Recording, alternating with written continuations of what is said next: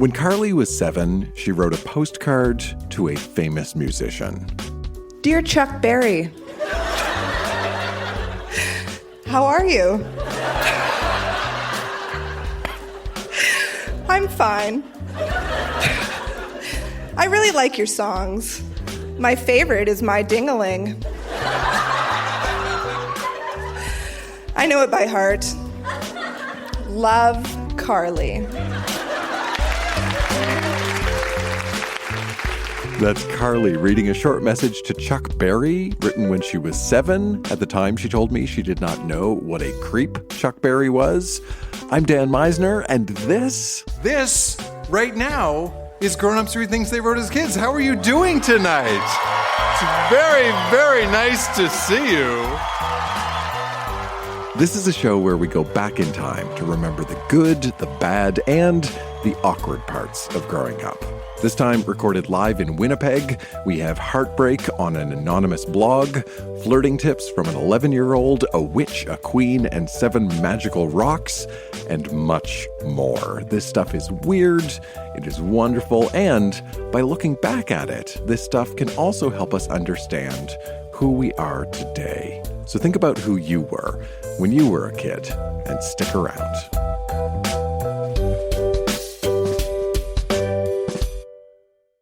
When Sara was growing up, she was determined to be an author. So she wrote a lot of short stories, and at our Winnipeg show, she shared one of them. Now, the thing you need to know about Sara's short story is that she wrote it at a time when she believed that it was really important for every story to have a strong moral lesson. Live on stage, here's Sara reading her story called Pam's Troubled Wishes. One day, Pam went to play with her cat. "Oh," said Pam, "how I wish I would never have to let the devil take my soul."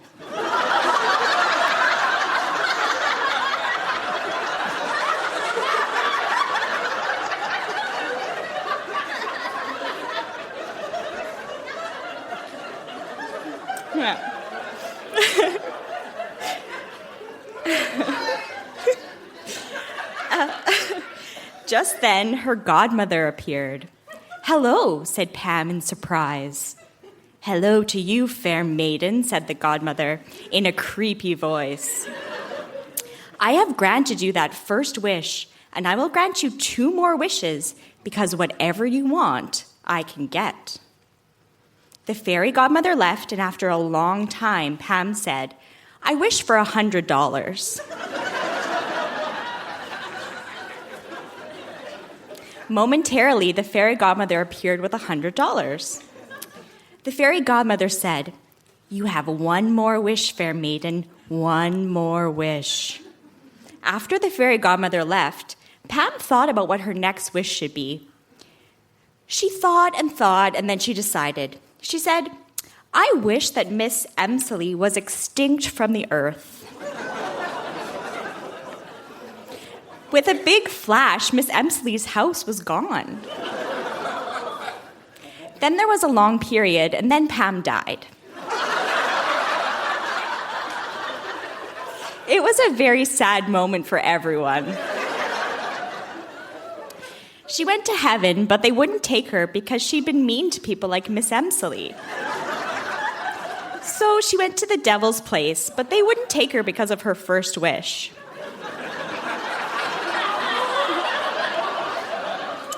The devil said that he would give her a chance if she would give him $100.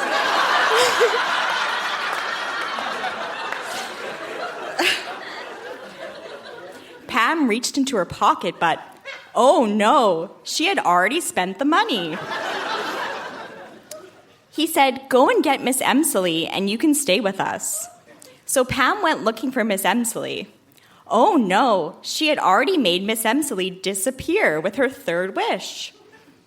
She went back and told the devil. He told her she could not stay there. She'd have to go and beg in heaven. "Oh, please let me stay," said Pam to an angel. "No," answered the angel. "I heard what you did, and we don't want that in heaven." So Pam had to roam the earth. The moral is, before you wish, think what the consequences might be. Thank you.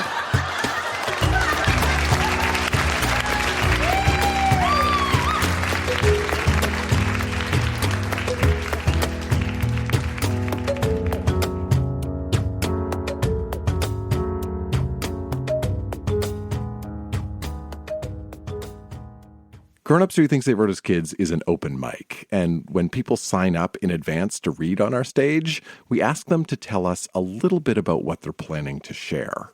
When our next reader, Jacqueline, signed up to read, she simply wrote the word song and then a question mark.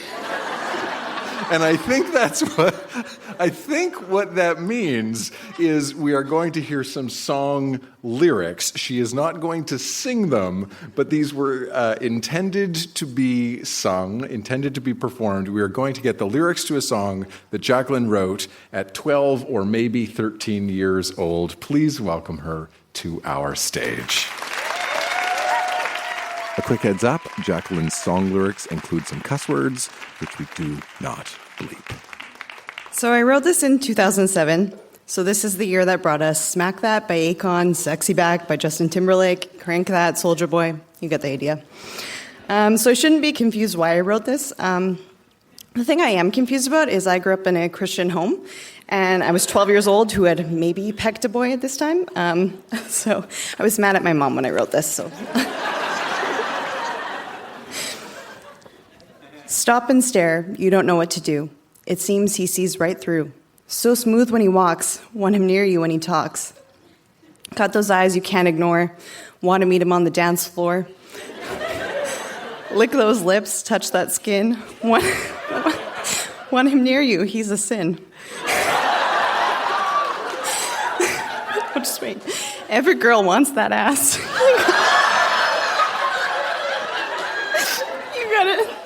You gotta show him, you won't come in last. He's got those tricks, got you wanting those hips. Watch him glide right to your side. Tap that ass, grab that ass.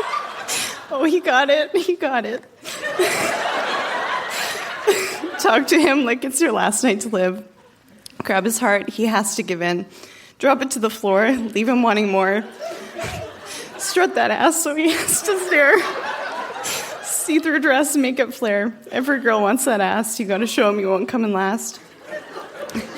He's got those tricks, got you wanting those lips. Watch him glide right to your side. Tap that ass, grab that ass. Oh, he got it. Ready, set him, show him, bitch. He'll be yours tonight. Nobody tries to put up a fight in that bar. You've got moving those hips. You've got him licking his lips. Oh, I've got to beat this bitch. Every girl wants that ass. You got to show him you won't come in last.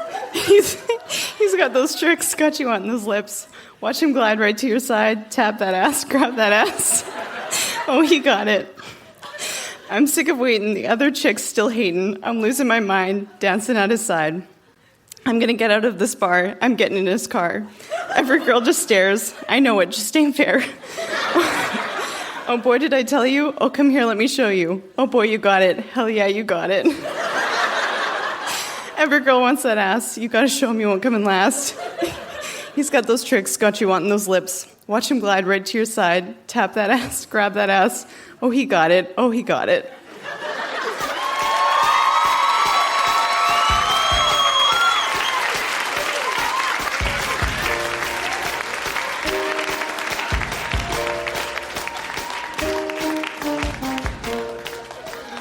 So maybe 5 minutes before the show started, Jacqueline came up to me in the lobby and she said, Dan, my reading has a lot of cuss words in it. Is that okay? Now I know what you mean.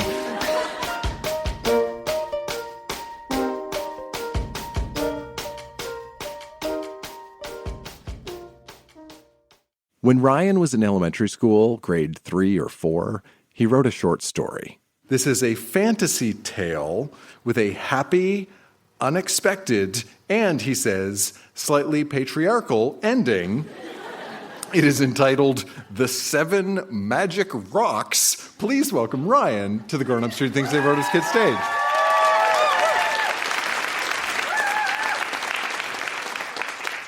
Okay, so for just a bit of context, as a kid, I liked to make up words, as I think most kids do.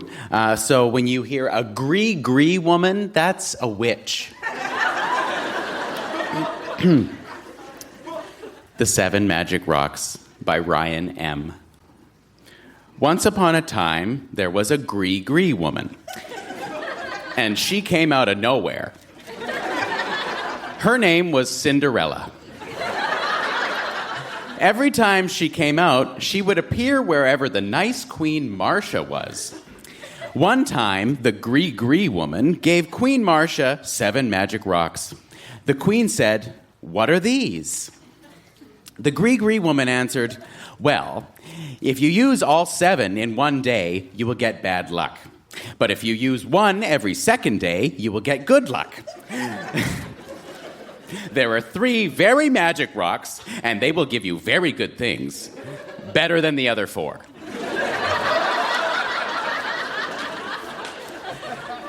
"Thank you very much," replied the queen, and she went home. Now, this queen usually doesn't listen. So she didn't listen to what the gree woman said. So she used the first 3 very magic rocks first. The first one she used, she asked for something really big, but it didn't work. So she wished for something smaller, but it still didn't work. So she took them back to the gree woman, and she used one, and it worked. The queen took them back home, and they didn't work again. She thought to herself, "I will get another set of rocks." This time, on her way back home, she dropped the 7 rocks. When she picked up the rocks, she had the wrong ones. She tried to use them, but they didn't work. The gree woman found the rocks that the queen had dropped. The queen was mad and threw the rocks out the window. The queen went out for a walk, and she saw a king, and his name was Bob. The queen thought that he was handsome. The queen forgot all about the rocks because she met Bob the king, and so Marcia and Bob got married and lived happily ever after.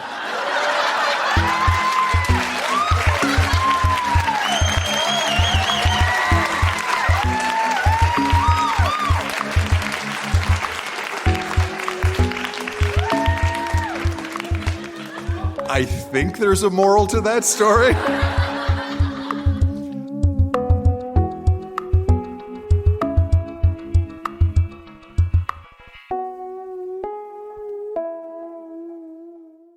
One of the most common themes at Grown Ups Read Things They Wrote as Kids is young love. And of course, young love often involves heartbreak. When Rheannon was a teenager, she kept an anonymous online blog. She wrote prolifically about her life and her feelings, but she didn't attach her name to her writing. At our Winnipeg show, Rheannon shared a series of blog posts all about what happened after her high school sweetheart, who she thought she was going to spend the rest of her life with, Broke her heart. Written at 16 and 17. We're going to go through the whole process from heartbreak to acceptance. Please welcome Rheannon to our stage.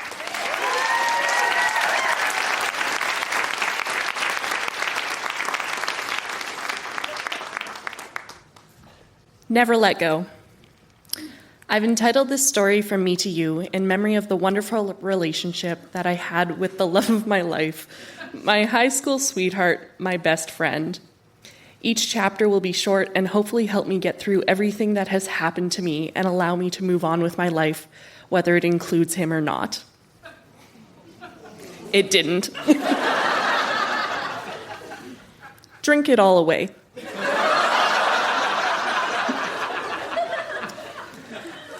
I spend nights sleeping on it. I know every seam, every scratch, and every texture. I remember how it could fit 2, but now it can barely fit 1 with an emotional load.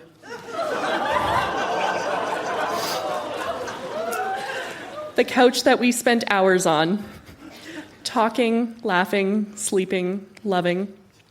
I hoped that you would come one day while I was on that couch and wrap me in your arms and tell me everything would be okay. I wouldn't have to cry anymore. All I would have to do is stay there forever and never let go. Let's just remember.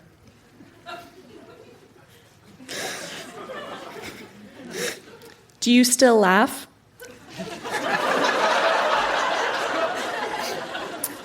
Because I do, but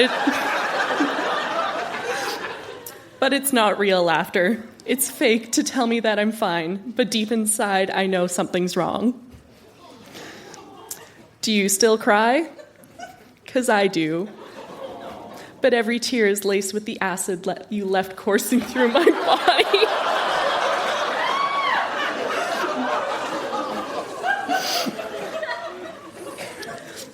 Do you still smile? 'Cause I do, but every smile is just a mask. It's hiding my eyes, the portal into my soul, where you can see how I really feel. Do you still sleep?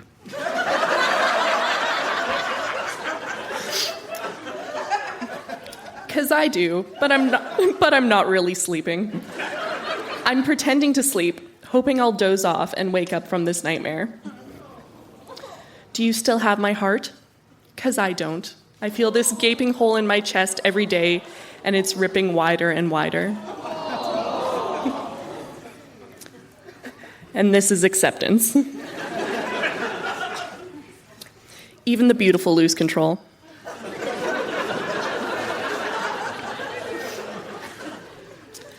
Hi, how are you?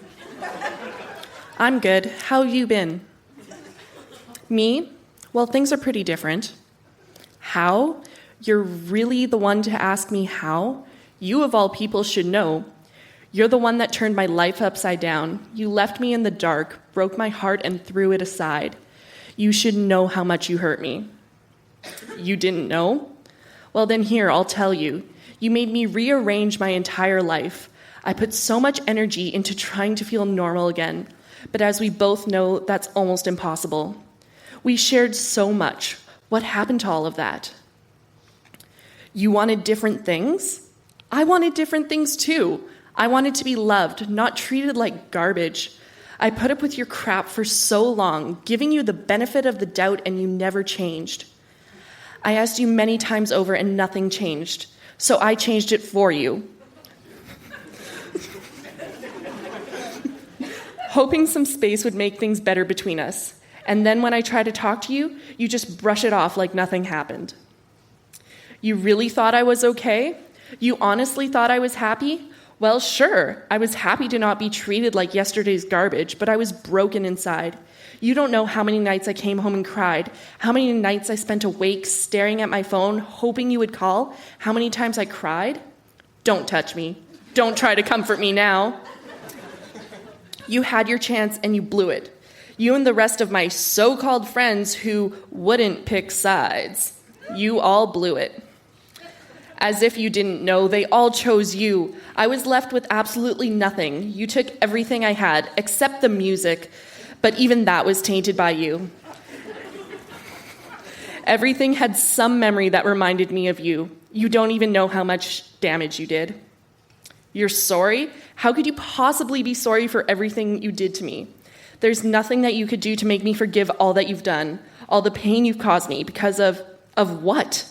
Because I would really like to know. Well, you brought it up. Don't try to back out now. You brought this on yourself. Please tell me what happened, what I did to make you run away from me, what made you stop loving me. Another thing that would be nice to know is what I can do differently next time with someone else. Well, I'm waiting. Just as I thought, you have nothing to say, and neither do I. This isn't worth my time anymore. I'm finished with the games and with everything between us. I'm done. Thank you.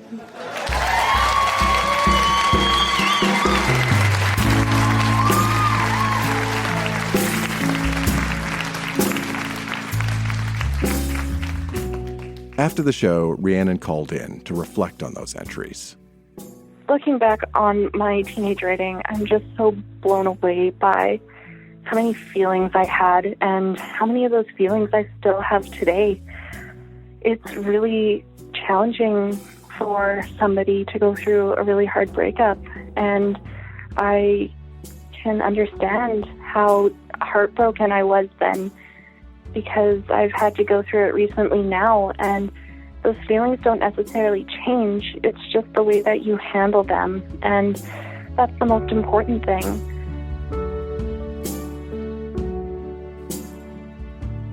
If I could go back in time and tell teenage Rheannon some advice, I'd say, you don't need him. You are amazing on your own, and you can do anything you want. I would tell her it's okay to be sad and to want to watch sappy movies and cry, but you also need to allow yourself to have fun and get out in the world again and see all of the wonderful things that you missed because you were blinded by a relationship before. I'm also really proud of 15-year-old Rheannon because she was able to take the power back in the end. She was able to say, this is what I want and this is what I'm taking from you. I'm not going to let you get the last word. The last word is mine. And that's something I'm so proud of, and I hope that I'll be able to hold on to that for the rest of my life.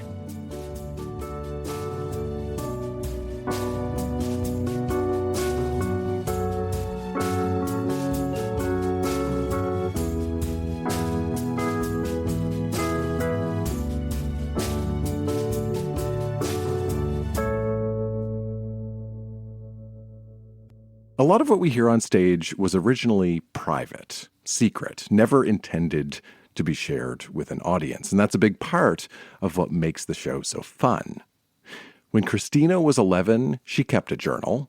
And you need to know that this is the very first time that anybody has ever heard these. This is a private diary, and this is a world premiere debut. Please welcome Christina to the Grown Ups Who Thinks They Wrote His Kids stage.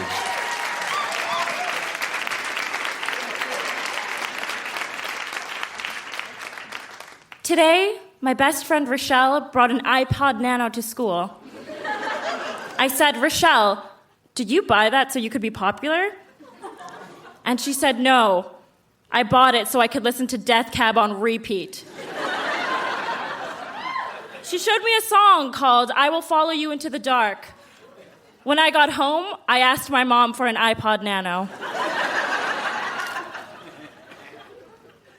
Today at school, Sam asked me to the dance.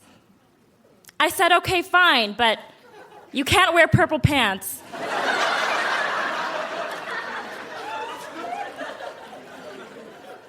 Today I went to Bronwyn's house. We made bracelets for the fundraiser. We made bracelets for 5 hours. I didn't eat anything for 5 hours.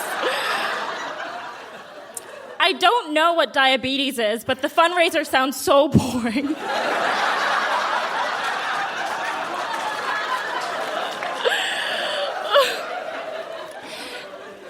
Today at school, Grace nominated me as the best flirt. I gave her some flirting tips. I graded her. I gave her a D-. Because Grace is my friend, I gave her a C+. OMG, I got a cool haircut. I have bangs now. I can't wait to go to school and show Emily that I'm the cooler one. This is all in capitals. My mom said we're going to Grand Forks. Every time we go to Grand Forks, she packs up food that smells so bad. I just want to go to the dance. There's a break here, 3 hours later. We're not going to Grand Forks anymore so I can go to the dance.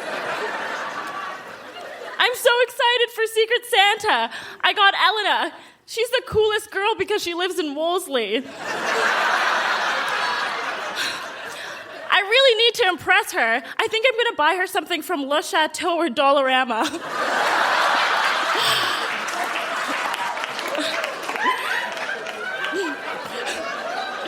The Christmas concert was today.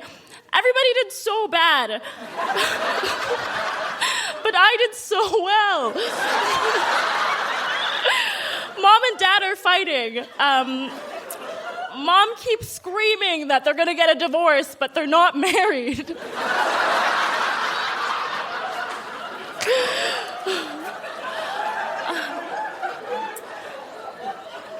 Today was the oral presentation. I talked about seaweed. I also haven't gotten Elena anything for Secret Santa yet. I just want to be friends. It's the Xmas dance! That's all. Oh man, Ellen is so cool. She went to SeaWorld. I know this because she showed me photos, and that's proof. My dad came home from the Philippines today. He brought me a necklace, some skinny jeans, and a new karaoke machine. I think I like my dad more than I like my mom right now. Thank you.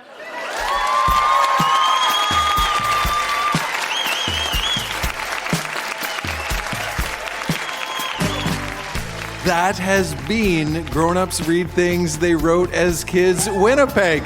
Huge round of applause for all of the readers. So good. Thank you to everybody who came to listen. Thank you to Mark for doing sound and lights tonight. Thank you to everybody here at the Park Theatre. We love the staff here. Thank you to my wife, Jenna. Thank you to me, Dan Meisner. Stick around, say hello, get home safe, and then dig up your own kid writing. We'll see you soon, Winnipeg. Bye. Oh, dear diary, your secret's safe with me. If you're found on the grounds of the school, I'll be dead. I hear them chanting off with his head. Oh, dear diary, you didn't hear it from me, but I know something I should know, and you're the only one I can tell. How I wish I would never have to let the devil take my soul.